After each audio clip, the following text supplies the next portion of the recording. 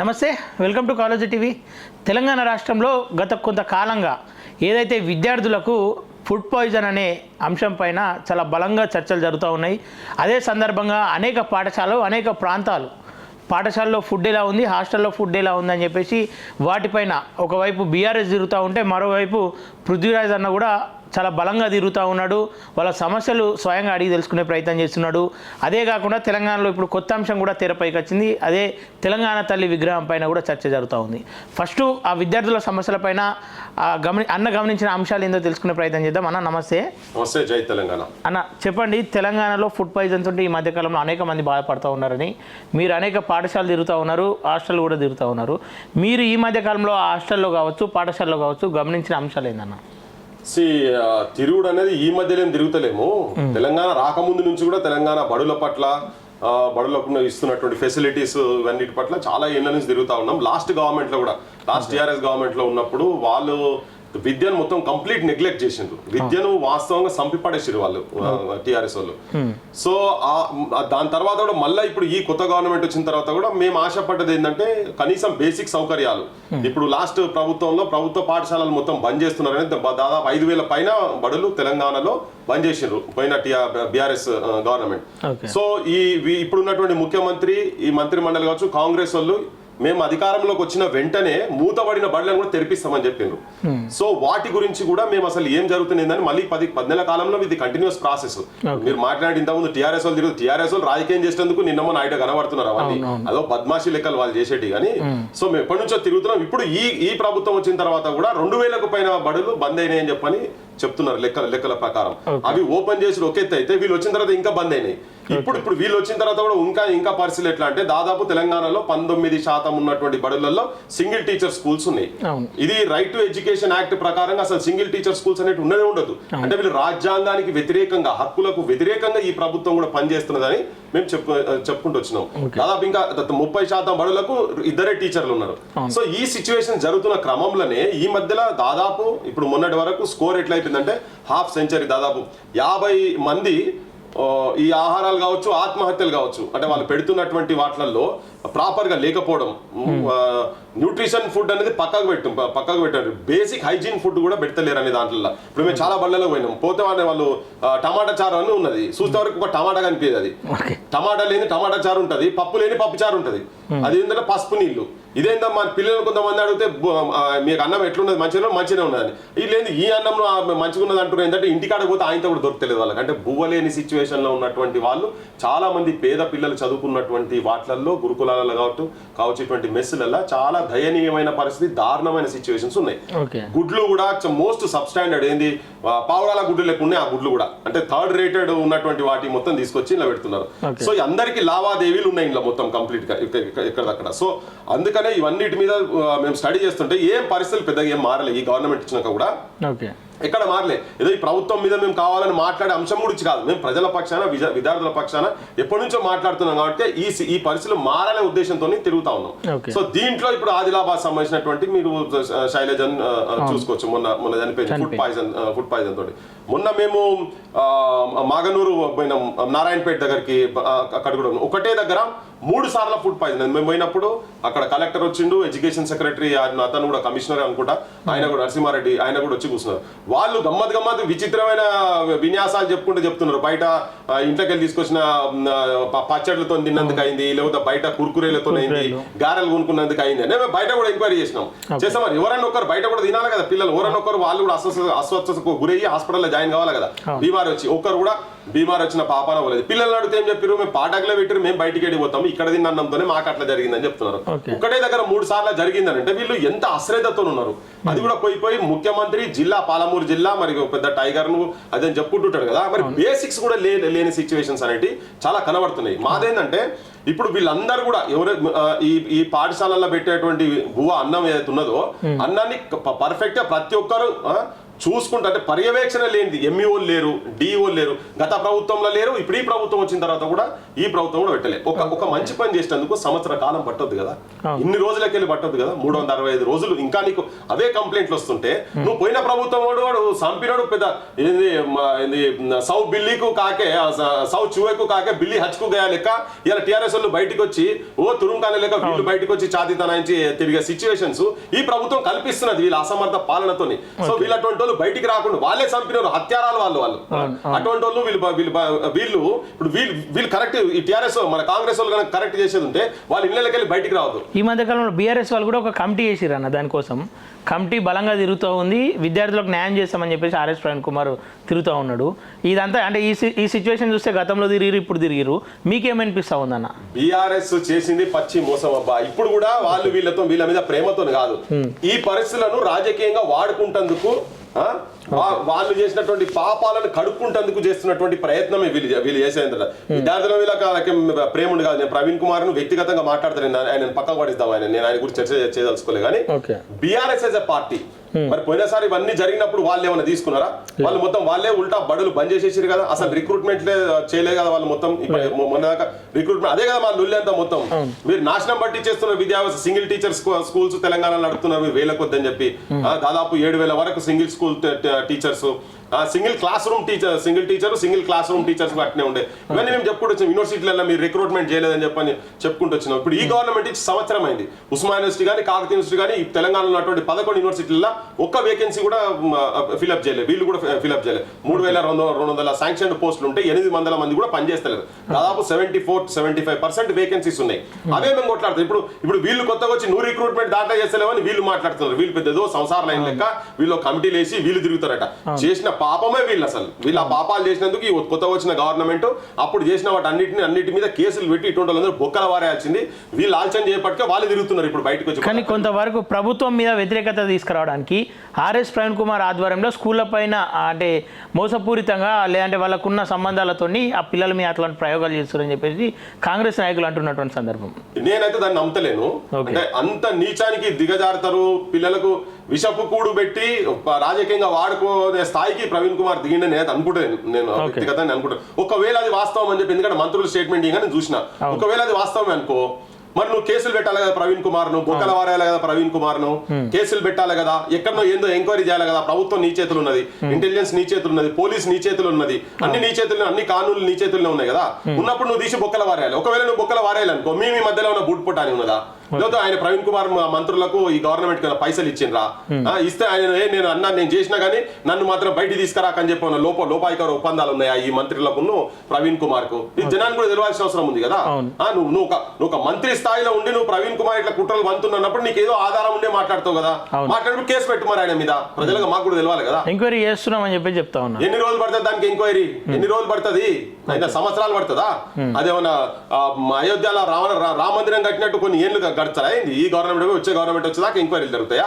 చిన్న అంశాల గురించి ఏమన్నా పాకిస్తాన్కి వెళ్ళి నీకు ఇంటెలిజెన్స్ ఇన్పుట్స్ రావాలన్నా, లేకపోతే అమెరికా సిఐఓల దగ్గర నుంచి ఏమైనా డాక్యుమెంట్స్ వచ్చేటినా, లేదా రష్యాకి వెళ్ళి రావాలా నీకు?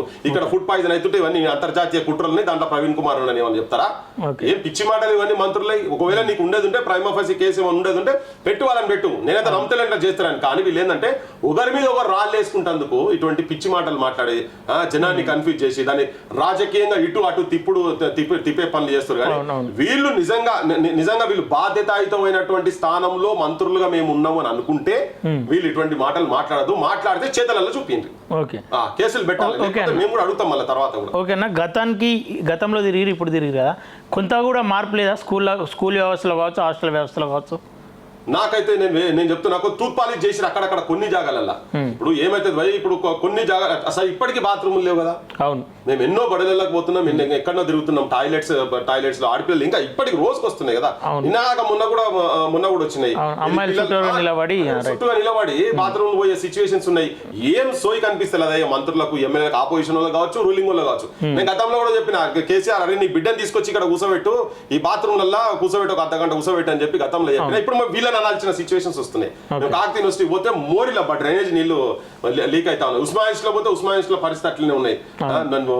ఆల్మోస్ట్ మోరిల నీళ్ళు లెక్కనే ఉన్నాయి. మొత్తం డ్రైనేజ్ వాటర్ బయటికి లీక్ అవ్వడు, కిచెన్ వాటర్ బయటికి లీక్ అవ్వడు, దోమలు ఇటువంటి పరిస్థితులు ఉంటాయి. ఎక్కడైనా ఒక దిక్కు నీకు అకాడమిక్స్ చక్కగా లేవు, బల్పాలు ఉన్నాయి, బోర్డులు ఉన్నాయి. ఒక దిక్కేమో నువ్వు అంతర్జాతీయ స్థాయిలలో నీకు హైదరాబాద్ లో ఉన్నోళ్ళ పిల్లలు, మంత్రులు, ఎమ్మెల్యేలు, ఐఏఎస్ ఐపీఎస్ ఆఫీసర్లు, పెద్ద పెద్ద కాంట్రాక్టర్ల పిల్లలేమో డిజిటల్ బోర్డుల మీద చదువులు నేర్చుకుంటుంటే గ్రామీణ ప్రాంతాల్లో ఉన్నటువంటి మెజారిటీ ఉన్నటువంటి పేదలు వాళ్ళు ట్యాక్సులు కడుతున్నారు. వాళ్ళు తినే మీద, ఉప్పు మీద, పప్పు మీద, బియ్యం మీద, ప్రతి దాని మీద, వేసుకునే బట్ట మీద, దూకునే దువ్వెన మీద, ప్రతి దాని మీద వాళ్ళు ట్యాక్సులు కడుతున్నారు కదా. మరి వాళ్ళకు కూడా ఈక్వల్ ఎడ్యుకేషన్ రావాలి కదా. ఇక్కడ ఉన్నోని పరిస్థితి ఒక తీరు ఉన్నది, వాళ్ళకు పరిస్థితి ఇట్లున్నది. ప్రభుత్వ విద్యను మొత్తము గత ప్రభుత్వం అయితే బై డిజైన్ నాశనం పట్టించిందో వీళ్ళు చెప్తున్నారు, మాటలలో చెప్తున్నారు, ఏమేమి అట్లా ఇట్లా చేయమని అంటున్నారు, కానీ వీళ్ళు కూడా గదే చేస్తున్నారు.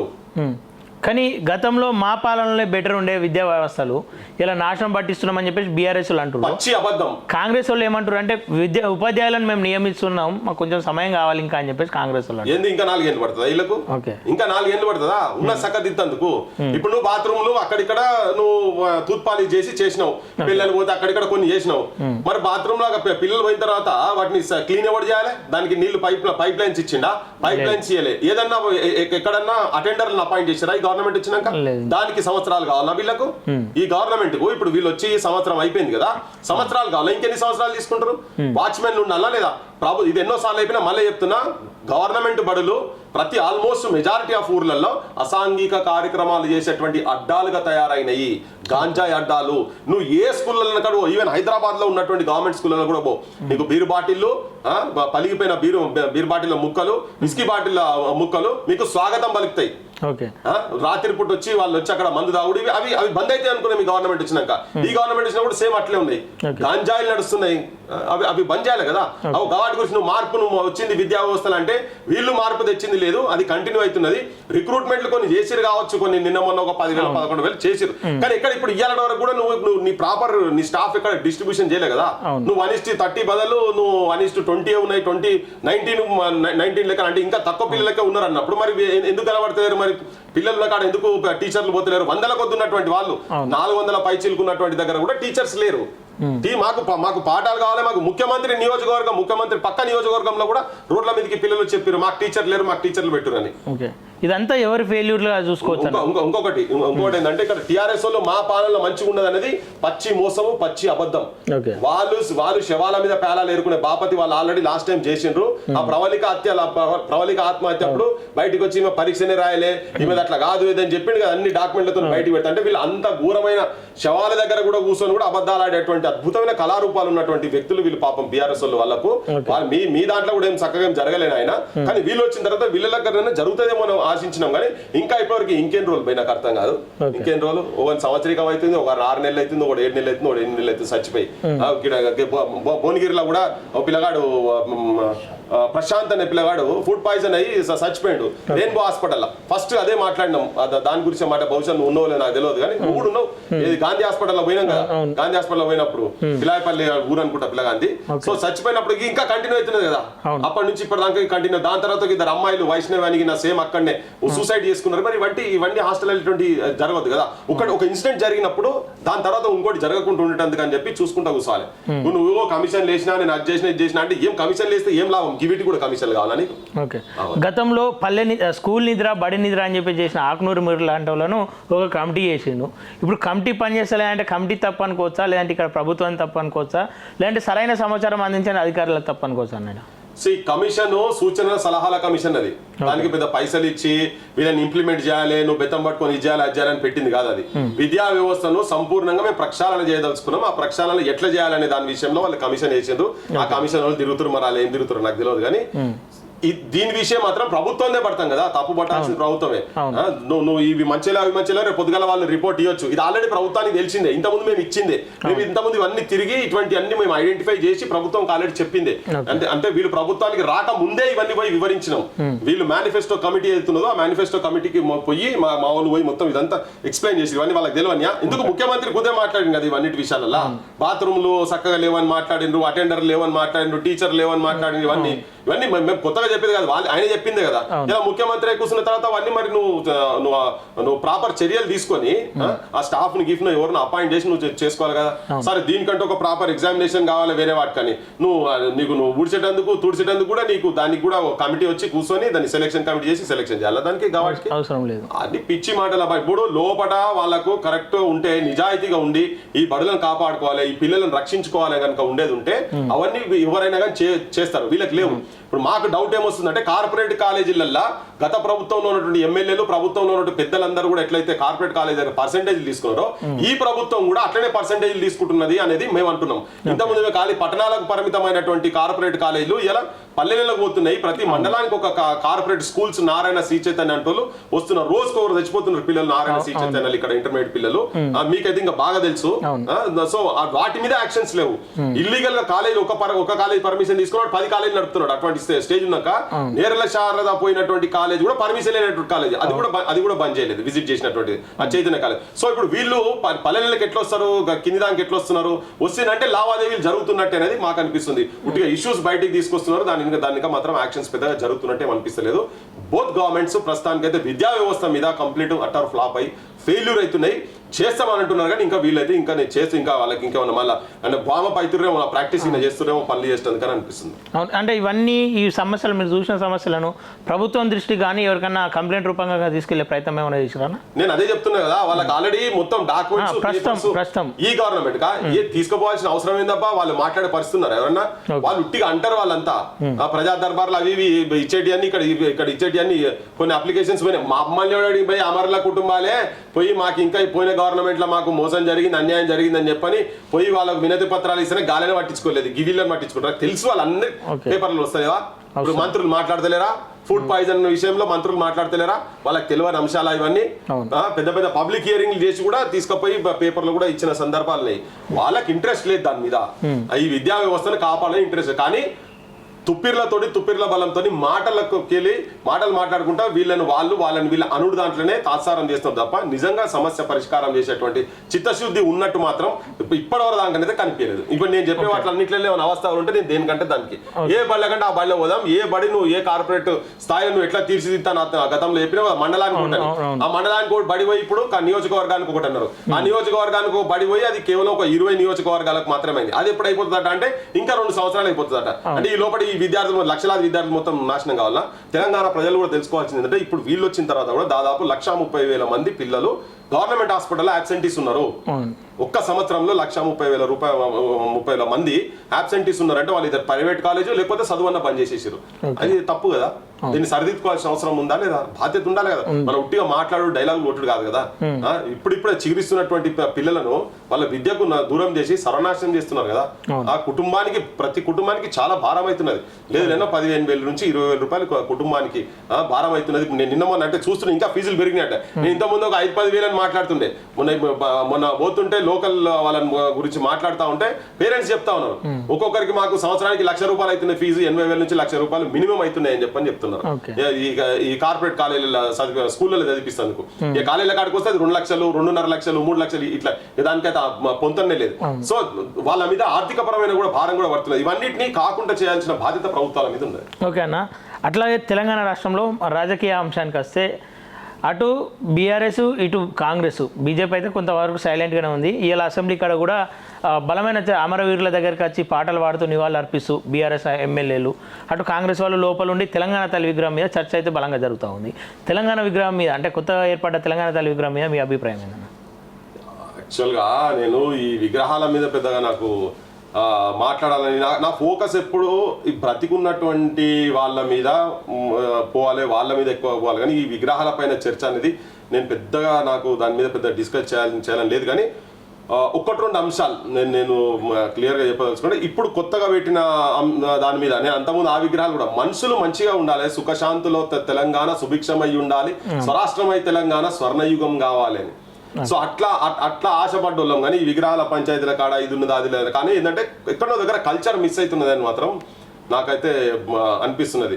పోషమ్మ మైసమ్మ గ్రామ పోలేరమ్మ పోషమ్మలు మైసమ్మలు గ్రామ దేవతలు మొత్తం ఎట్లయితున్నారో గ్రామ పోలేరమ్మ వానొస్తే గంగమ్మ వనములో సారమ్మ సిబ్బి పూల నడుమ గౌరమ్మరా సిబ్బి పూల నడుమ గౌరమ్మరా ఆడబిడ్డల జాడ బతుకమ్మరా.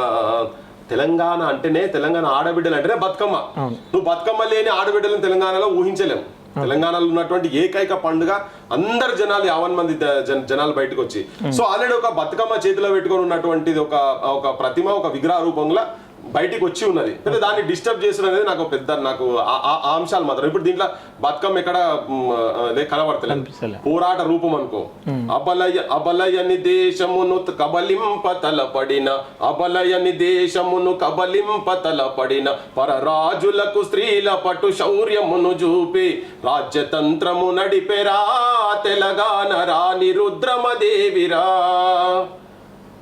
నువ్వు అంటే ఆ వీరోచితానికి ప్రతిరూపాలైనటువంటి పల్లెలు ఏం చదువు రాని ఆల్ నేర్వని బడి అంటే తెలియని అక్షరాలంటే తెలియని అటువంటి పేద కులాల ఉన్నటువంటి వాళ్ళు నైజాం సైన్యాలు నైజాం గుండాలకు నైజాం తుపాకీ తూటాలకు ఛాతిని ఎదురొడ్డి కారం పొడిని వడిసెల రాళ్లను రోకల్ బండలు పట్టుకొని తిరుగుబాటు చేసి అవే ఆయుధాలుగా పెట్టినటువంటి పేద జనాలు అటువంటి ఉన్నటువంటి ఈ ప్రాంతంది ఇప్పుడున్నటువంటి ప్రతిమలో ఎక్కడ కూడా ఆ పోరాట రూపం ఎక్కడ కనబడతలేదు. ఈ కిందికెళ్ళి పిడికిళ్ళని పెట్టి చూపిస్తున్నాం అంటున్నారు కానీ ఆ విగ్రహంలో ఇక్కడ మాత్రం ఇక్కడ కనబడినట్టు అనిపిస్తలేదు. ఇప్పుడు నాకు అందులో ఏమన్నా పచ్చదనాన్ని చూసి పచ్చదాని గురించి ఇంతకుముందు ముఖ్యమంత్రి చెప్పుకుంటే ఏదో పదం వాడి అందశ్రీ చెప్పుకుంటా వాడి తెలంగాణ పచ్చని మాగాణాలతో పసిడి సిరులు పండాలి అందులో చరణం ఉంటది. పచ్చని మాగాణాలతో పసిడి సిరులు పండాలి అని అనేది పచ్చని మాగాణాలు అని చెప్పి నువ్వు దాంట్లో చూపిస్తుంటే నాకేం కనబడుతుంది ఎరికేనా. నేను నిన్న మొన్న ఉస్మాన్ యూనివర్సిటీకి పోయినా మొన్న ఇప్పుడు 6వ తారీఖు అనుకుంటా. ఉస్మాన్ యూనివర్సిటీకి పోతే ఉస్మాన్ యూనివర్సిటీలో ట్యాంక్ లో ఇట్లా ఆ విజువల్స్ ఆ పిల్లలతో మాట్లాడుకుంటూ చూస్తుంటే బాత్రూమ్ లో పోతే బాత్రూమ్ నీళ్ళు వస్తే లేకుండా ట్యాంక్ చూస్తున్నాం. అవే నీళ్ళతో వాళ్ళు మొత్తం స్నానాలు చేసి అన్ని చేసి అవే నీళ్ళతో ఉంటాయి. వంగి చూస్తే పాకురున్నది దాంట్లో చేయి పెట్టిన నేను చేయి పెట్టి కిందికి వంగి దాంట్లో ఆ ట్యాంక్ లో పోయి తీస్తే ఈ ఫీట్ పొడుగు పాకురున్నది దాంట్లో ఫీటు పౌడు పాకురు. నాకు ఆ కలర్ కనిపిస్తున్నది నీ విగ్రహంలో అది కాదు పచ్చని కనిపిస్తలేదు. ముఖ్యమంత్రి నియోజకవర్గానికి మేము పోయిన గట్టు మండలం పోయినాము. గట్టు మండలంలో గట్టు బడిలో 1936లో అనుకుంటా ఆ బడి స్టార్ట్ అయింది. తెలంగాణలో 2 బడిలలో అదొక బడి. ఆ బడికి మేము విజిట్ చేసినాం. అలా దాదాపు 400 పైన విద్యార్థులు ఉంటే అక్కడ పిల్లలు అదే ఒక ట్యాంక్ ఉన్నది వాటర్ ట్యాంక్ ఉన్నది. ఆ వాటర్ ట్యాంక్ కాడికి వచ్చే నీళ్ళనే వాళ్ళు తాగుతున్నారు. వాళ్ళు ప్లేట్లు కడుక్కొని నీళ్ళు తాగుతున్నారు. నీళ్ళు నేను కూడా మీ కెమెరాలతో మాట్లాడుకుంటూ పోయి నీళ్ళు తాగుదామని ఇట్లా పోయే వరకు సడన్ గా అట్లా చిల్లుము వచ్చింది. అరే ఏంది ఇది చిల్లుము వచ్చింది సేమ్ ట్యాప్ లో. నేను బంద్ చేసి ట్యాంక్ కాడికి పోయి పైకి ఉంగి చూస్తే తొండలు బలులకెళ్ళి బయటకు వచ్చి మొత్తం నిండంతా పాకురు ఉన్నది. నాకు ఆ పాకురు కనబడుతున్నది. నువ్వు నీ విగ్రహాలలో తీసుకొచ్చి బెంజు కార్లకు వచ్చి వేసేటువంటి పెయింట్లు నేను బిఎండబ్ల్యూకి వెళ్ళి తీసుకొచ్చిన పెయింట్లు అని ఆ ప్రొఫెసర్ రంగనాథ్ అట ఇంకో ఆయన వెంకటరామరెడ్డి అని ఇద్దరు వచ్చి చెప్తా ఉన్నారు మేము ఇట్లా ఆ పెయింట్లు తీసుకొచ్చి పెట్టినామని. అరే నాయన గవి కాదురా నాయన మీరు పెట్టేది అంటే కనీసం నీళ్ళ మాకేమో నీళ్ళ పాకురు కనబడుతున్నది. నువ్వు పంట పొలాల అది చెప్తున్నావు నువ్వు ఇవి చేయి ఫస్ట్ అని చెప్పని మేము చెప్పదలుచుకున్నాం. మాకు లేదు నువ్వు తల మీదకి వెళ్ళి తీసేసిన కిరీటాలు పెట్టరు అని చెప్పని అంటున్నావు. ఓకే చలో అనుకుందాం ఇది కరెక్టే. కానీ నన్ను నెత్తి మీద బోనం అయితే పెట్టొచ్చు కదా. తలపాగా చుట్టి నా పేద తల్లులు కూలి పనులకు పోయినప్పుడు డబ్బాలు పెట్టి ఇది చుడతారు కదా. దీనికి కట్టలకు చుట్టి పెడతారు కదా. దాని మీద రుమాలు ఇట్లా మొత్తం పెట్టి పెడతారు కదా దాన్ని అంతలో పెట్టి. సో దాని మీద నువ్వు ఒక బోనం వగిన పెట్టకపోయినావు. ఒకవేళ అట్లా ఉండేది ఉంటే నీకు అసలు నీ కల్చర్ని ఎక్కడ చూపిస్తుంది ఇప్పుడు నువ్వు కొత్తగా ఉన్నటువంటి విగ్రహంలో. సో నువ్వు బోనం లేదు ఓ బతుకమ్మ లేదు ఒక వీరత్వానికి శౌరత్వానికి కింద చేతులు అన్నావు కానీ ఆ విగ్రహం దగ్గర ఎక్కడో దగ్గర ఉండాలి కదా. అది ఎక్కడైతే నాకైతే కనబడతలేదు. నేను ఇవన్నిటి మీద క్రిటిసిజం కాదు కానీ నేను చూస్తున్నటువంటి దానిలో ఇలా నువ్వు విగ్రహం తీసుకొచ్చి పెట్టినావు తెలంగాణ తల్లి అంటున్నావు. తెలంగాణ తల్లి ఇలా ఏడుస్తున్నది బజాట్లా అని నేను చెప్తున్నా. తెలంగాణ తల్లి ఆత్మహత్యలు చేసుకుంటున్నది. తెలంగాణ తల్లులకు తెలంగాణ బిడ్డలకు బుక్కడి బువ్వ కూడా కరెక్ట్ ప్రభుత్వం పెట్టలేని పరిస్థితి లేదు. గత ప్రభుత్వం అట్లే చేసారు కిరీటాలు పెట్టి ఏం లేదు కానీ ఇలా శవాల జాతర ఎట్లయితే గతంలో ఎట్లా జరిగిందో ఇప్పుడు కూడా గదే జరుగుతున్నది. అది జరగకుండా ఉంటుంది కానీ ఎటువంటి వాయిస్ లో ఈ ప్రాంతం విముక్తి కోసం ఒక దిక్కు ఆ పోరాటాలు అయితే ఈవెన్ మొన్న జరిగినటువంటి వాటిల్లో కూడా బుల్లెట్ గాయాల తర్వాత కూడా నోట్ల బట్ట పెట్టుకొని ఆత్మహత్య చేసుకొని నేను బయటికి నా ఆవాజ్ బయటకు వస్తే నా పక్క వాళ్ళు వచ్చి కాపాడతారేమో అనే ఉద్దేశంతో కనుక వాళ్ళు స్వర్ణ కావచ్చు పాలమూరుకి అదే జిల్లాకి వెళ్ళి చెప్తున్నా, ఉదాహరణ ఎక్కడికి వెళ్ళి చెప్తున్నా. వీళ్ళందరూ ఎందుకు ఒక నిజమైన మంచి తెలంగాణ గురించి అని సావాలని చచ్చిపోయిన భవిష్యత్ తెలంగాణ గురించి. కానీ ఇలా జరుగుతున్నది ఏంటిది, నువ్వు విగ్రహాల మీద కాన్సన్ట్రేట్ చేసి విగ్రహాల మీద చర్చ కాదు, ఎందుకు ఫుడ్ పాయిజన్ మీద ఒక రోజు మొత్తం చర్చ చేస్తా అని చెప్పి అసెంబ్లీలో చర్చ చేస్తానని మాట్లాడుతున్నట. ఒక రోజు కాదా నువ్వు ఈ విద్యా వ్యవస్థ మీద ఇట్లా ఈ పిల్లలు ఆడపిల్లలు చనిపోతున్నారు, విగ్రహాలు కాకుండా ఆ పిల్లల మీద ఎందుకు చర్చ చేస్తలేరు మీరు? వాళ్ళ మీద చర్చ చేయండి, ఎట్లా చేయాలి, వాళ్ళకి ఎట్లా మంచి భోజనాలు పెట్టాలి, ఏం చేయాలి, ఏం సంగతి అనేది వాటి మీద జరగాలి కదా. సో నా దృక్పథం ఎట్లా ఉన్నది అంటే అటువంటివి జరగొద్దు. ఇలా పల్లెల్లో ఇలా ఏ ఊర్లో చూసినా సంసారాలు నాశనం అవుతున్నాయి. గత ప్రభుత్వం మీద కూడా బెల్ట్ షాపులు బంద్ చేయాలి అనుకున్నాం. మొన్న కూడా ఇప్పుడున్న ముఖ్యమంత్రి కూడా వరంగల్ సభలో మాట్లాడిండ్రు. వాళ్ళు బెల్ట్ షాపులు పెట్టి సర్వనాశనం చేసిందని చెప్పని వాళ్ళ మీద మాట్లాడి మంచిగా నువ్వు వచ్చినాక ఏం చేస్తున్నావు, సంవత్సరం నువ్వన్నా బంద్ చేయాలి కదా. ఇలా ఏ సిటీలో కూడా ఎక్కడ కూడా ఆడబిడ్డలు మా తల్లులు కావచ్చు అక్క చెల్లెళ్ళు రోడ్ల మీద వైన్ షాప్ల ముంగడికి వెళ్ళి నడుచుకుంటా మంచిగా అంటే ఎవడో ఒకడు తప్పుడు ఆలోచనతో చూడకుండా ఉండేటువంటి పరిస్థితి ఎక్కడ ఉన్నదా? రోడ్ల మీద ఏ రోడ్డు మీద పోయినా అదే పరిస్థితి. బడుల పక్కకు వైన్ షాప్లు, బడుల పక్కకు సిట్టింగ్ సెంటర్లు. మరి ఇప్పుడు టార్గెట్లు ఇస్తారు కొత్తగా. నువ్వు ₹1 కోటి సబ్ ఇన్స్పెక్టర్లకు, లోకల్ ఎక్సైజ్ వాళ్ళకు, ఆబ్కార్యులకు నువ్వు ₹1 చేస్తున్నావు అంటే నువ్వు 1 కోటి కాదు 1,10,00,000 చేయాలి నువ్వు, లేకపోతే నీకు ఇంకో దగ్గర ట్రాన్స్ఫర్ చేసి ఇట్లా ఒత్తిడి చేస్తున్నారు వాళ్ళ మీద. సో ఇటువంటి సిచ్యువేషన్స్కి వెళ్ళి బయటికి రావాలి. కానీ ఉట్టిగా మనం ఏదో విగ్రహాలు పెట్టుకొని మురుసుకొని దాని పక్కకు ఫోటోలు దిగి తెలంగాణ తల్లి అంటే గిట్టుండాలి, తెలంగాణ ఇవన్నీ ఈ లొల్లిలో పడదలుచుకోలే. ఈ మేధావులు కూడా చాలా టైం వేస్ట్ చేస్తారు. ఇప్పుడు ఇంకోటి ఏంటంటే ఇప్పుడు టీఆర్ఎస్ వాళ్ళు పోయి నువ్వు అంటున్నావు ఇంత మాట్లాడేటప్పుడు పోయి మన స్తూపాల దగ్గర పోయి వాళ్ళు వచ్చి అరే ఏడవన్నారా మీరు 10 ఏళ్ల నుంచి ఇక్కడ వన్నరి ఎమ్మెల్యేలు అంతా టీఆర్ఎస్ వాళ్ళు. ఈ కేటీఆర్ అంటాడు, ఈ పాటలు పాటాడు, దేశపతి గీసపతి అంటాడు కదా. ఇవన్నీ తెలంగాణ మొత్తం వల్లకాడైతుంటే ఏం చేసారు 2 రోజులకి వెళ్ళి కొడుకులు? వాళ్ళు చేసిన ఘనకార్యాలు, వాళ్ళు చేసిన దుర్మార్గాలు, వాళ్ళు చేసిన పైశాచిక మొత్తంతోనే తెలంగాణ సర్వనాశనం అయింది. మీకెక్కడిది అసలు అధికారం? అమరుల స్తూపం కాడికి పోయే అధికారం మీకెక్కడిది? మీరు కుటుంబాలకు ఇస్తానే మీరు ఇయ్యలే. మీరు 1200 మంది కుటుంబాలు ఎవరైతే అన్నారో మీరు ఆ 1200 కుటుంబాలు అనేది కేసీఆర్ అసెంబ్లీ సాక్షిగా చెప్పిండు. ఆ 1200 కుటుంబాలను మాత్రం మీరు ఐడెంటిఫై చేయలే కదా, ఇప్పటిదాకా చేయలే కదా. ఈ ప్రభుత్వం వచ్చినా కూడా చేస్తారో వాళ్ళు చేయలే కదా. వాళ్ళకి దేశపతి శ్రీనివాస్ కూడా ఏవైతే హామీలు ఉన్నాయో హామీలను చూపించుకుంటా గోవిందా అని పాటలు పాడుకుంటా అమరుల త్యాగాలను గుర్తు చేసుకుంటున్నామని చెప్పి చెప్తా ఉన్నారు దేశపతి. దొంగలు వీళ్ళు చెప్తున్నా కదా, వీళ్ళు శవాల మీద ప్యాలాలు పెంకాసులు ఏరుకునేటోళ్ళు వీళ్ళకి మంచి చూపించారు. వీళ్ళకు ఈ నాయకులు ఏ ఆకాంక్షలతో తెలంగాణ ఉద్యమకారులు ఏ ఆకాంక్షతో అమరులు త్యాగాలు చేసిండ్రో ఆ ఆకాంక్షలు నెరవేరలే కనుకనే కేసీఆర్ గద్దెదించారు కదా. లేకపోతే కేసీఆర్ పర్మనెంట్ ఉంటుండే, ఆయన నిజంగా తెలంగాణ గురించి మంచి చేసేది ఉంటుండే. ఏదో ఒక 2-3 రైతు బంధు ఇటువంటి కొన్ని స్కీమ్స్, ఒక 3-4 స్కీమ్స్ అని చేసింది. కానీ మిగతా మొత్తం తెలంగాణలో విద్యా వ్యవస్థ, తెలంగాణలో వైద్య వ్యవస్థ మొత్తం సర్వనాశనం చేసి వదిలిపెట్టింది. అయితే ఈ ప్రభుత్వమే ఇప్పుడు టీఆర్ఎస్ వాళ్ళకు మళ్ళీ బయటకు వచ్చేటువంటి పాటలు వాడుకునేటువంటి అవకాశము ప్రస్తుతం ఉన్నటువంటి రేవంత్ రెడ్డి ప్రభుత్వం కల్పిస్తుంది. లేకపోతే వాళ్ళ ఇళ్ళకి బయటికి వెళ్ళలేని సిచ్యువేషన్ ఉన్నది. ఎందుకు కేసీఆర్ బయటికి వెళ్తలేడు? బయటికి వెళ్తే 10 క్వశ్చన్లు వస్తాయి ఆయన మీద. ఇక వీళ్ళని పంపిస్తున్నారు. వీళ్ళంతా ఇప్పుడు ఉల్టా చోర్ కోత్వాళ్ళు ఎక్కువ ఉన్నది. ఇప్పుడు వీళ్ళే దొంగతనం చేసి ఇప్పుడు వీళ్ళే నిన్నటిదాకా కాలేజీలలో బడులు కాలేజీ సర్వనాశనం చేసి వాళ్ళే వచ్చి మళ్ళీ ఇలా వాళ్ళే పాటలు పాడుతున్నారు. చూడు ఎంత తమాషా ఉన్నది. పబ్లిక్ కూడా ఆలోచించాలి. ఇది అంతకుముందు దొంగ వేరే మనం మాట్లాడుకున్నాం. అలీబాబా 40 దొంగలు అంటే వీళ్ళు 400 దొంగలు తెలంగాణ మీద పడ్డారా నాయన అని చెప్పినాం ఎలక్షన్స్ ముందు. ఇప్పుడు మళ్ళీ వాళ్ళే ఇంకో రూపం వస్తారు. వీళ్ళందరూ తెలంగాణను ముంచిన వాళ్ళే. దయచేసి మాకెవరి మీద వ్యక్తిగత కోపం కానీ ద్వేషం కానీ లేదు, మేము సమస్యల మీద తిరుగుతున్నాం కాబట్టి కడుపు కాలి మాట్లాడుతున్నాము. ఇలా మొత్తం అన్ని వ్యవస్థలు మొత్తం సర్వనాశనం చేసిండ్రు గత బీఆర్ఎస్ ప్రభుత్వము. అందుకనే వాళ్ళని గద్దెదించారు. మళ్ళీ ఇప్పుడు వాళ్ళు ఏంటంటే వీళ్ళు చేసిన తప్పులు మళ్ళీ కప్పుకుంటే చూసి ఇప్పుడు కాంగ్రెస్ వాళ్ళ మీద మాట్లాడుకుంటా వాళ్ళు వచ్చి మళ్ళీ పబ్బం కట్టుకుందాం అని చెప్పి మళ్ళీ చూస్తున్నారు తప్ప అసలు తెలంగాణ సోయలేదా? తెలంగాణ మర్చిపోయినరు. ఏనాడు తెలంగాణ స్తూపం కాడికి వచ్చి కేసీఆర్ వచ్చిండు దాంట్లో పిల్లర్ల కాడికి వెళ్ళి ఏడుస్తున్నాయి మొత్తం అని చెప్పని ఇప్పుడున్న ముఖ్యమంత్రి కూడా గతంలో కూడా చెప్పిన ఆయన ఇవన్నీ. మరి ఆయన రాలే కదా. ఇవాళ గుర్తుకొస్తుంది వీళ్ళకు అమరుల కుటుంబాలు. అరే అపాయింట్మెంట్ ఇయ్యలే భయ్ వాళ్ళకు కుటుంబాలకు మాకు రాలేదని చెప్పి పోతే అపాయింట్మెంట్ ఇయ్యలే.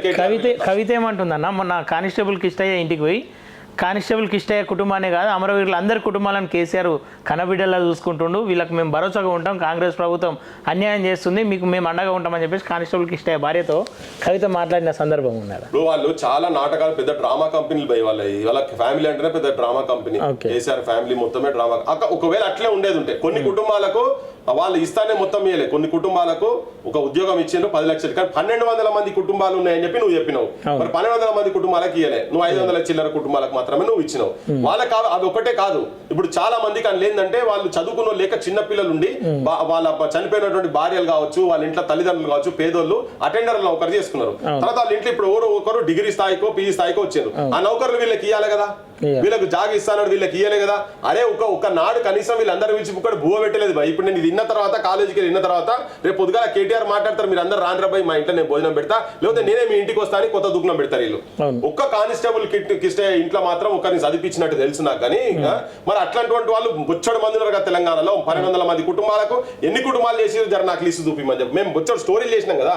మేము అమర్లా స్తూపం కాడికి వచ్చి కూడా గత 10 ఏళ్ళ నుంచి చెప్పుకుంటూ వస్తున్నాం కదా వీళ్ళ సంగతి ఏంది, కుటుంబాల సంగతి ఏందని. ఒక్కనాడు పిలుచుకొని మాట్లాడే పాపాన పోలేదు తెలుసా కేసీఆర్ ఫ్యామిలీ మెంబర్లు. ఇప్పుడు మళ్ళీ కొత్తగా వచ్చి జనం అంతా మర్చిపోయింది కదా అని చెప్పి కొత్తగా మాట్లాడుతున్నారు. సూపిమని కవితను 1200 మందికి ఎవరెవరికి ఇచ్చినావు నువ్వు చూపి అని చెప్పి అడుగుతున్నా నేను. చూపిమని చెప్పి వాళ్ళ దగ్గర లిస్ట్ ఉంటే చూపిమని చెప్పి వాళ్ళు చేయలే. వీళ్ళు వచ్చినాక 100 రోజులలో చేస్తామని కాంగ్రెస్ వాళ్ళు అన్నారు, కాంగ్రెస్ వాళ్ళు కూడా చేయలేదు. ఇదే ఇంట్లో ఇక్కడ కూర్చొని నేను మొత్తం లిస్టులన్నీ చూపించిన, కంప్లీట్ గా చూపించిన. గివ్వి నాయన దొంగ లిస్టులు తయారు చేసి దొంగ లిస్టులు మీరు ఇవన్నీ అని చెప్పని మొత్తం చూపించిన. ఒక్కొక్క పేరు 3-4 సార్లు రాసి పెట్టారు ఈ ప్రభుత్వం వచ్చిన తర్వాత. వాళ్ళదే పని చేసారు, వీళ్ళదే పని చేసి మీరు చేయొద్దని ఇక్కడ కూర్చొని నేను అవన్నీ మొత్తం డీటెయిల్స్ చూపించిన. ఇప్పటికీ నేను అదే స్టాండ్ మీద ఉన్నా. వాళ్ళు టీఆర్ఎస్ వాళ్ళు వీళ్ళంతా అసలు తెలంగాణలో ఈ సావులకు చచ్చిపోయడం, ఇంతమంది చచ్చిపోయేందుకు వాళ్ళ ఇళ్లలో మాత్రం ఎవరు చావాలి, కానీ చచ్చిపోయిన శవాల మీద రాజకీయాలు చేసి దాన్ని ఓట్లుగా మలుచుకొని వచ్చిన వాళ్ళు మాత్రం టీఆర్ఎస్ వాళ్ళు. నేను ఏంటంటే నువ్వు ఆ క్వశ్చన్ అడిగినావు కాబట్టి నేను ఇలా వీళ్ళే మళ్ళీ దొంగతనం చేసి దొంగ అని బయటకు వచ్చి చెప్పుకుంటారు కాబట్టి నేను మాట్లాడాల్సి వస్తున్నది వాళ్ళ మీద. లేకపోతే వాళ్ళ అధికారంలో లేరు. నాకు గడ్డి పంచాయతీ మొత్తం గోడ పంచాయతీ కానీ నాకు ఉన్నది వీళ్ళతో ఓన్లీ తెలంగాణ పంచాయతీ. ఒకవేళ కుటుంబాలకు వాళ్ళు అన్నటువంటి జీవో 80 ప్రకారంగా అవన్నీ తీసుకనుక చూపిస్తాను. కాంగ్రెస్ వాళ్ళకు కూడా చూపించిన ఇవన్నీ మీరు ఇవన్నీ అమలు చేయాలంటే మొత్తం చేస్తాం అవన్నీ చేస్తాం, ముచ్చటే లేదు అది అని చెప్పి పెద్ద డైలాగ్ కొట్టారు వీళ్ళు కూడా. కానీ వీళ్ళు కూడా ఇలాంటికి సంవత్సరం 365 రోజులు అవుతున్నది, ఇప్పటికీ చేయలేదు. నేను అనుకుంటా ఇప్పుడు తెలంగాణ తల్లి విగ్రహం ఆవిష్కరణ జరుగుతున్నది కదా, ఒక 100 కుటుంబాలను పిలిచిర్రో అడుగుదాం. ఈ గవర్నమెంట్ కూడా వాళ్ళు పిలవలేదు, వాళ్ళు మొత్తుకున్నారు. వాళ్ళ దర్గాల కాడికి కూడా గత ప్రభుత్వం దగ్గర కూడా పోయినరు, మాకు ఇస్తానే అని, మాకు ఇస్తలేవు నువ్వు చేస్తలేవు అని చెప్పని మాట్లాడితే కూడా పట్టించుకున్న పాప అవలే. ఇలా మా ఓటర్లము మేము ఉన్నాం, ఇంకా మేము జనంకి ఇది గుర్తుకు చేస్తాము, ఆ కుటుంబాల వాళ్ళు కూడా ఉన్నారు దుమ్ము పోసి. వాళ్ళందరూ కూడా ఈ కేసీఆర్ ప్రభుత్వానికి వ్యతిరేకంగా తిరిగి ఈ కాంగ్రెస్ ప్రభుత్వానికి ఓట్లు వేయించిన వాళ్ళు ఈ కుటుంబాలలో. కానీ వీళ్ళు ఏదో చేస్తారనుకుంటే వీళ్ళు కూడా ఇంకా మొదలు పెట్టలేదు. మరి వీళ్ళు మొదలు పెట్టుడు కాదు, మేము అడుగుతుంటే ఆయన పొన్నం ప్రభాకర్ అంటే ఆయన ఒక స్టేట్మెంట్ ఇప్పించారు పొన్నం ప్రభాకర్ తోటి. 100 రోజులలో మొత్తం మేము ఇవన్నీ చేస్తాము, పెన్షన్లు ఇస్తామని 25,000 రూపాయలు వీళ్ళు పెన్షన్లు ఇస్తామని చెప్పారు కాంగ్రెస్ వాళ్ళకు, వాళ్ళ ఇళ్లకు. ఒక్క కుటుంబానికి ఇప్పటిదాకా పెన్షన్ ఇవ్వలేదు. ఒక 12 కుటుంబాలు నెలకు ఒకరిని ఐడెంటిఫై చేసిన 12 కుటుంబాలు నువ్వు 1200 అన్న కాడ 12 కుటుంబాలు వాళ్ళు కేసీఆర్ వాళ్ళు ఇచ్చిన దానికన్నా కాకుండా మిగతా దాంట్లో ఒక 12 కుటుంబాలను కూడా వీళ్ళు ఐడెంటిఫై చేయలేదు. ఆయన ఏం చేసాడు, ఇంకా 2 ఏళ్ళు పడుతుంది మాకు అన్నాడు. అది 2 ఏళ్ళు పడితే అంటే ఏంది, నువ్వు చదివిస్తాను కేసీఆర్ అన్ని కుటుంబాలకు చదివిస్తాను, అన్ని కుటుంబాలకు సంబంధించిన ఆరోగ్య పరిస్థితి మొత్తం నేను చూసుకుంటాను. ఒక్కరికి కూడా చూడలే. ఒక్క కానిస్టేబుల్ కిస్టేక్ ఏమైనా చూసినొచ్చు, అది చూసిన వాళ్ళ ఇంట్లో కూతురు కానీ. మరి మిగతా వాళ్ళందరూ కూడా అట్లే చచ్చిపోయిన వాళ్ళే కదా, వాళ్ళు ఒక్కరు కుటుంబం కాదు కదా. అట్లా కాకుండా కటిగా పేదరికం చచ్చిన వాళ్ళు బొచ్చిన మంది ఉన్నారు. వేణుగోపాల్ రెడ్డి కావచ్చు, చాలా మంది పార్లమెంట్ ముంగడ పోయి యాదిరెడ్డి కావచ్చు, మా యాదయ్య కావచ్చు, సుమన్లు కావచ్చు, పృథ్వీరాజులు కావచ్చు, రాజ్ కుమార్లు కావచ్చు, ఇట్లా మస్తు మంది చచ్చిపోయినారు. అటువంటి వాళ్ళు ఎవరికైతే ఏం చేయలేదు. మేము దాని మీద స్టోరీలు కూడా చేసినాం, అవి బయట బయటగా పబ్లిసిటీ అని. సో ఇలా వీళ్ళు వచ్చేదో కూర్చొని మేము మొత్తం కుటుంబాలందరికీ కేసీఆర్ ఏదో తండ్రి లెక్క ఉన్నాడు అన్ని పిచ్చి మాటలు ఇవన్నీ ఆ డైలాగులు కొట్టించి వీళ్ళు బాగా మత్పరిచి మాయ చేసి జనాన్ని కింది మీద చేసేటువంటి డైలాగులు బాగా కొడుతున్నారు. బాగా వాళ్ళకి ఆ నాటకాలు బాగా ఎరికే కేసీఆర్ అండ్ కేసీఆర్ ఫ్యామిలీకి. ఓకేనా, తప్ప ఓకేనా. ఇటు బీజేపీ సంగతికి వస్తే 6 గ్యారంటీలు 66 మోసాలు అని చెప్పేసి ఒక ఛార్జ్ షీట్ ఓపెన్ చేసింది. కాంగ్రెస్ మీద ఒక ఫైల్ తయారు చేసింది. అది ప్రజల దృష్టికి తీసుకెళ్తామని చెప్పి చెప్తా ఉంది. కాంగ్రెస్ వాళ్ళు ఏమంటా ఉన్నారు, సెంట్రల్ నుండి నువ్వు తెలంగాణకి ఏం న్యాయం చేసినావో అది చూపియండి అని చెప్పేసి కాంగ్రెస్ వాళ్ళు అడుగుతా ఉంటారు. దీనిపైన మీ అభిప్రాయం? ఎవరైనా ప్రజల తరఫు ఉండేది ఉంటే నిజం కూడా మనకు రావాల్సిన వాటా వాళ్ళు బీజేపీ కంప్లీట్ గా ఇస్తలేరు. ఇప్పుడు ఎట్లయిపోయిందంటే వీళ్ళని వాడు తిట్టుకున్నాడు, వాళ్ళని వీడు తిట్టుకున్నాడు, వీళ్ళని ఓరుకోరు ఎప్పుడు ఓడుకుంటారో కూడా అర్థం కాని సిచ్యువేషన్ అది. ఇలా దామగుండం ప్రాజెక్టు అబ్బా ఇక్కడ వీళ్ళు పొద్దున్న లేసం మూసి అని అంటున్నారు. ఇక్కడ ఆడ కాగ్నావును ఈసా నదిలు 2 పుట్టేటువంటి ప్లేస్ లా ఒక మన నావీ రాడార్ కేంద్రం తీసుకొచ్చి అక్కడ పెట్టిండ్రు. కొన్ని లక్షల చెట్లు కూలగొడతామని చెప్పి కోర్టుకే వాళ్ళు అఫిడవిట్ల పెట్టిండ్రు. యాక్చువల్ గా రాడార్ కేంద్రం అక్కడ అవసరం లేదు. మా బోటలో మేము ఏం చెప్పినామంటే, అయ్యా నువ్వు అక్కడ పెడితే ఉంటే ఆయుర్వేదిక్ రీసెర్చ్ కేంద్రం పెట్టరు మీరు అక్కడ. నీకు చాలా మంది మాట్లాడిండు, ఈ ముఖ్యమంత్రి కూడా అన్నాడు, కసబ్లు అక్కడ ఎవడన్నా అపోజ్ చేస్తే కసబ్లు అని ఏమో తలకే ఉన్నది ఇళ్ళకేమన్నా దాన్ని అపోజ్ చేస్తే కసబ్లు కాదురా నాయన. అది ఆ ప్రాంతం ఎటువంటి ప్రాంతం అంటే అనంతగిరికి హవా ఏకలక్క దవా అని చెప్పారు. గండిపేట నీళ్ళు అంటే అరే వీనికి చూస్తే అరే మా నాగేష్ కానీ గండిపేట నీళ్ళు పడ్డారా పోయానంటే మంచిగా మానసికంగా ఉండు, శారీరకంగా ఒక నెల రోజులు హైదరాబాద్లో కనుక ఉండేది అంటే గండిపేట నీళ్ళు పడితే వాడు లోపల తేజస్సు వస్తుంది, మాట మారుతుంది, రంగు మారుతుంది అని చెప్పి ఇట్లా నానుడు ఉంటుండే. ఎందుకంటే ఆ ప్రాంతంలో ఆ నీళ్ళు అక్కడికి వెళ్ళి ఈ నదులకి వెళ్ళి వచ్చి హైదరాబాద్ గండిపేటలో హుస్సేన్ సాగర్, ఉస్మాన్ సాగర్ లో పడుతుండే. సో ఆ నీళ్ళు తాగిన వాళ్ళకి మార్పు ఉంటుంది. అంటే ఆ ప్రాంతంలో నీకు ఆయుర్వేదిక మూలికలు ఉన్నటువంటి ప్రాంతం కనుక అక్కడికి వెళ్ళి వస్తే ఆ వాటర్ తోని ఆ గుణాలు ఉండే దీంట్లో అనేది ఉంటుండే. సో ఇలా కొన్ని వేల ఈవెన్ ఉస్మాన్ యూనివర్సిటీకి వెళ్ళి పోయి రీసెర్చ్ చేస్తే దాదాపు ఒక 168 డిఫరెంట్ వెరైటీస్ అక్కడ మూలికలు ఉన్నాయి. దాని మీద రీసెర్చ్ పెట్టి రీసెర్చ్ సెంటర్ పెట్టాలనేది మా సొంతలకు చెప్పేది. ఇంకో పక్క 10 కిలోమీటర్ 20 కిలోమీటర్ దూరం అక్కడ పెట్టుకోమని చెప్పాలి. ఇక్కడ ఏమైంది, కేంద్ర ప్రభుత్వం వీళ్ళు ఇద్దరు ఒకటైరు, ఇద్దరు ఒకటి మాట్లాడతారు. బీజేపీ కూడా చాలా మాట్లాడతారు కదా, దేశము, దేశ సంస్కృతి, ఆయుర్వేదం ఇవన్నీ మాట్లాడారు కదా. మరి అక్కడ మూలికలు ఉన్నటువంటి ఎట్లా ఎందుకు చంపుతారు, ఇలా తలగబెడుతారు, దామగుండంలో తలగబెడుతారు బీజేపీ, అడవి తలగబెడుతారు. ఆ ఫొటోస్ కూడా ఉన్నాయి మొత్తం, అవన్నీ బయట సర్క్యులేషన్ కూడా అవుతున్నాయి. ఈ ప్రభుత్వం పట్టించుకుంటలేరు, ఆ ప్రభుత్వం పట్టించుకుంటలేరు. వీళ్ళు మాటలు మాట్లాడేందుకు, డైలాగ్ కొట్టేందుకు వీళ్ళందరూ ఉన్నారు. టోకన్ ప్రొటెస్ట్లే చేస్తారు. ఇప్పుడు మూసీకి సంబంధించిన అంశం ఉందనుకో, బీజేపీ ఎక్కడికి వచ్చి బయటికి తిరుగుతున్నారు. ఒక రోజు రాత్రి పోయి ఆడ మంచిగా పర్పులు వేసుకొని నిద్రపోయి బయటికి రాగానే అయిపోతుందా? ఆ జనంతో కూడా ఆ జనం కష్టాలలో ఉండాలి కదా. వీళ్ళు తిట్టుకున్నట్టుకే సరిపోతున్నది కానీ ప్రజల సమస్యల గురించి బీజేపీ కూడా సిన్సియర్ గా లేదు. కేంద్ర ప్రభుత్వం కూడా రాజకీయాలు చేస్తున్నది. కానీ ఇప్పుడు వాళ్ళు అవన్నీ మాట్లాడాక దామగుండం బంద్ చేయాలి. దామగుండం బంద్ చేయకుండా ఉల్టా ఈయన భూమి ఇస్తాడు, వాళ్ళు వచ్చి ఇక్కడ ప్రాజెక్ట్ పెడతారు, ఇక్కడ సిటీని మొత్తం సర్వనాశనం చేస్తారు. మళ్ళీ వీళ్ళు మాట్లాడతారు, ఇక అన్ని పెద్ద పెద్ద డైలాగులు కొట్టి వీళ్ళు కూడా మాట్లాడతారు. ఆడ కూడా గుడి ఉన్నదే ఆయన అని చెప్పని, ఈయన మా రాములవారి గుడి అని చెప్పి అక్కడిది మాట్లాడతారు. కానీ మరి ఇక్కడ ఉన్నటువంటి గుడుల గురించి ఎందుకు మాట్లాడతారు? దామగుండం ఉన్నటువంటి గుడి గురించి వాటి ఏం లేవు. అంటే వాళ్ళకి అవసరం ఉన్న కాడ ఒక తిరుగుంటారు. మరి వీళ్ళ మధ్యలో ఏం అండర్స్టాండింగ్ ఉన్నది తెలియదు. ఓసారి బడే బాయ్ అంటాడు, నేను చోటా బాయ్ బడే బాయ్ అంటాడు. ఓసారి తుమ్ దేఖలేదు, నువ్వు రా, నీ స్టేట్లో ఎక్కడ ఇచ్చినావా అని ఈ మాటలు మాట్లాడుతుంటారు. ఇగో ఇప్పుడు వీళ్ళందరూ ఏమైపోయారంటే, ఇప్పుడు ఉన్నటువంటి ప్రజెంట్ పొలిటికల్ సిస్టమ్ లో ఒకరి మీద ఒకరు బ్లేమ్ గేమ్ వేసుకున్నదే సరిపోతుంది. కానీ నిజంగా ప్రజల పక్షాన నిలబడుతున్నదైతే నాకైతే అనిపిస్తలేదు. మూసి చూసినాక హైదరాబాద్, అట్లీస్ట్ హైదరాబాద్ ఈ ప్రాంతంలో బీజేపీ మొదటి నుంచి కూడా ఒక స్ట్రాంగ్ ఉన్నదనేది ఉన్నది కాబట్టి కనీసం ఇక్కడ కూడా వీళ్ళు పనిచేస్తలేరు. ఆ ఇష్యూల మీద కూడా ప్రాపర్ గా పనిచేస్తలేరు. అది చాలా క్లియర్ గా ఉన్నది, క్లారిటీ ఉంది. ఓకేనా, ఫైనల్ గా సంవత్సర కాలం అయిపోయింది కాంగ్రెస్ ఏర్పడి. ఈ సంవత్సర కాలంలో మారింది ఏముంది, ఇంకా మారాల్సినవి ఏమున్నాయి అని చెప్పేసి అంటే ఏం చెప్తాను? మాటలు మారాలి, ఒకరి నోటి దూషించుకుంటూ మారాలి. ఈ డైలాగులు చాలా ఎక్కువైపోయినాయి. లేస్తే జపం పట్టినట్టు ఆ టీఆర్ఎస్ వాళ్ళ మీద ఈ ముఖ్యమంత్రి మాట్లాడు, అనవసరమైన ఇంపార్టెన్స్ వాళ్ళు. కానీ చేతలలో చూపించాలి. చేతల ప్రభుత్వం అయితే బాగుంటది. ఓకే, ప్రజాపాలన అనుకుంటా ఎన్కౌంటర్లు జరగొద్దు, తెలంగాణ రక్తపాతం చేయొద్దు, రక్తసిక్తం చేయకండి తెలంగాణ అడవులను. ఇప్పటికే తెలంగాణలో చాలా త్యాగాలు జరిగిపోయింది. ఎత్తురు బాలందెన్నడో నా తెలంగాణ పల్లెలో, నేలకు రాలందెన్నడో నా తెలంగాణ పల్లెలో అనేది ఆ పరిస్థితులు మారుతాయని తెలంగాణ పోరాటాలు చేసినాం. కానీ ఇవాళ గత ప్రభుత్వం అట్లనే చంపినరు, మాట్లాడిన వాళ్ళను పైశాచికంగా చంపారు. మీరు కూడా గట్లనే చంపకండి. మీరు రాజ్యాంగబద్ధంగా పోండి, మీరు హత్యారాలు కాకండి, మీరు కూనికారులు కాకండి. ప్రజలు ఎప్పుడు తిరుగుబాటు చేసేటువంటి పరిస్థితి మీరు తీసుకురాకండి. మేము మాట్లాడుతున్నాం అంటారు కానీ మీరు చేసేటి అన్ని తప్పులే చేస్తున్నారు ఇప్పటిదాకా. అదే ఆఫీసర్, అదే కరప్ట్ ఆఫీసర్లు నీ చుట్టూ మొత్తం వాళ్ళనే పెట్టుకున్నావు. ఇప్పుడు ఉన్నటువంటి ముఖ్యమంత్రి మొత్తం అదే ఆఫీసర్.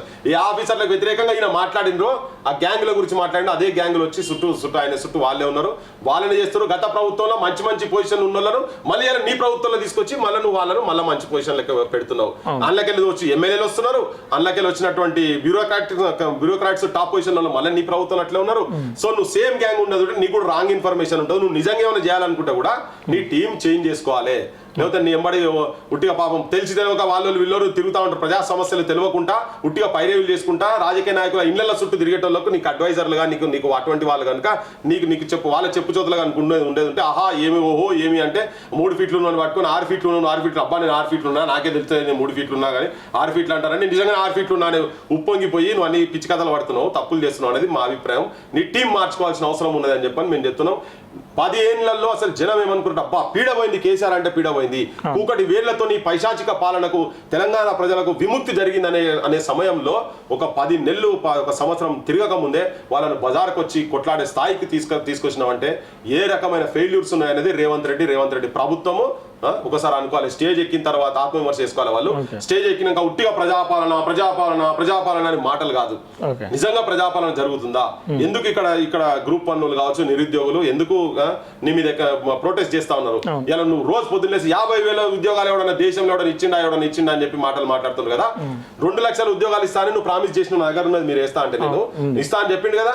సో మన ప్రియాంక గాంధీ కూడా ఇక్కడికి వచ్చి చెప్పింది కదా. వాడు మంత్రి శ్రీధర్ బాబు తలకాయ ఉన్నది, ఆయనకు నాకు అర్థం కాదు కానీ మేనిఫెస్టోలో ఉన్నాడు కదా. ఈ తలకాయ మంత్రి నిన్న ఛానల్ TV9 ఛానల్ అనుకుంటా రజనీకాంత్ అంటాడు, మేము ఎందుకన్నాం 2 లక్షల ఉద్యోగాలు ఇస్తామని మేము అన్నావా?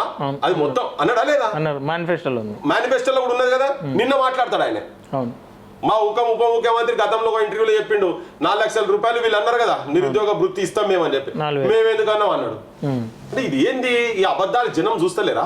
జనంకి అర్థం కావా ఎందుకు అబద్ధాలు ఆడుతున్నారు ఇట్లా? ఒకవేళ మీరు చేయలేకపోయింది అనుకో, ఎస్ మేము ఈ సంవత్సరం మాకు గివే ఇవ్వగలిగినాం, మేము మాతో పొరపాటు జరిగింది, మమ్మల్ని మన్నించండి, మేము మా ఆర్థిక పరిస్థితులు కావచ్చు మేము అనుకున్న దానికన్నా ఎక్కువ లోపడుకున్నది ఇట్లా జనానికి చెప్పి కన్విన్స్ చేసే ప్రయత్నం చేసి మొత్తం తప్పు జరిగిందని ఒప్పుకోండి, మేము ఇయ్యలేదని అబద్ధం ఆడితే వీళ్ళందరూ మీకు వ్యతిరేకంగారా? సో ఇటువంటి అబద్ధాలతో కూడినటువంటి పరిపాలన చేసిండు కనుకనే కేసీఆర్ ను ఫామ్ హౌస్ లో వండబెట్టిరు జనం. ఓకే, అటువంటి చేసిరు, దుర్మార్గం చేసిరు అంటేనే బిడ్డ పోయి 5.5 నెలలు తిహార్ జైల్లో ఉన్నది. మీరు కూడా అవే అబద్ధాపు మాటలు మాట్లాడుకుంటా మీరు గట్లనే కాలయాపన చేస్తే 100 రోజులలో కుటుంబాలకు అమరుల కుటుంబాలను ఐడెంటిఫై చేసి వాళ్ళందరినీ గుర్తించి వాళ్ళకి జీవోలలో ఏమేమి ఉన్నాయి అవన్నీ ఇస్తామన్నారు. పొన్నం ప్రభాకర్ పోస్ట్ పోన్ చేసి పడేశారు.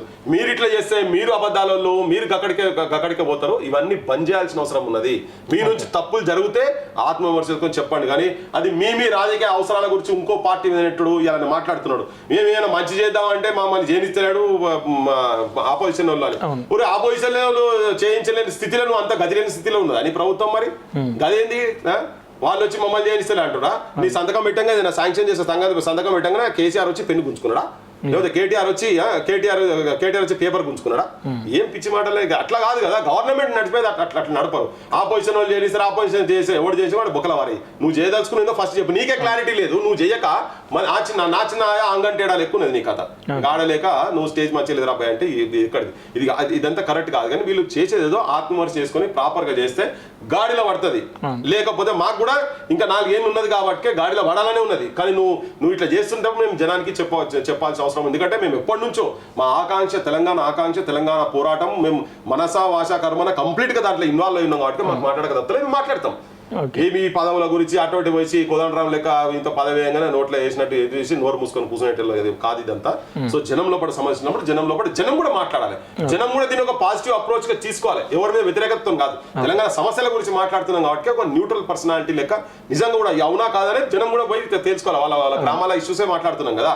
ఇలా చెప్పినాం, శ్రీధర్ బాబు గురించి చెప్పిన క్రాస్ చెక్ చేసుకోవాలి, మేము చెప్పిన కరెక్టా కాదా అని, కాంగ్రెస్ చెప్పిన కరెక్టా కాదా. సో ఇటువంటి చేసుకుంటూ ప్రజలు కూడా ప్రశ్నించేటట్టుగా ఉంటేనే వీళ్ళు ఏమైనా సెటరేట్ అవుతారు. లేకపోతే మనం మావోడు కదా భయ్, మొన్ననే వచ్చింది కదా భయ్, ఇక నువ్వు మాకు దగ్గర భయ్ ఇట్లా అనుకుంటూ కూర్చుంటే ప్రజలు మొత్తం ఇంకా గట్నే ఆత్మహత్యలు, ఆకలి సావులు, తెలంగాణలో శవాల జాతర ఇంకా గట్నే కంటిన్యూ అవుతుందని విజ్ఞప్తి చేయదలుచుకున్నాను. ఓకేనా, థ్యాంక్ యూ సో మచ్.